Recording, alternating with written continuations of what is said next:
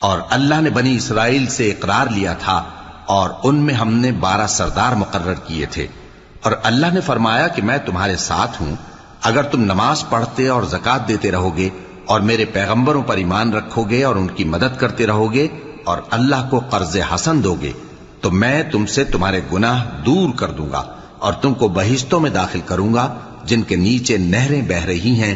پھر جس نے اس کے بعد تم میں سے کفر کیا تو وہ سیدھے رستے سے بھٹک گیا۔ پس ان لوگوں کے عہد توڑ دینے کے سبب ہم نے ان پر لعنت کی اور ان کے دلوں کو سخت کر دیا۔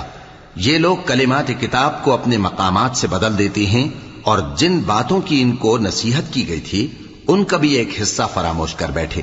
اور تھوڑے آدمیوں کے سوا ہمیشہ تم ان کی ایک نہ ایک خیانت کی خبر پاتے رہتے ہو، سو انہیں معاف رکھو اور ان سے درگزر کرو۔ اللہ احسان کرنے والوں کو دوست رکھتا ہے۔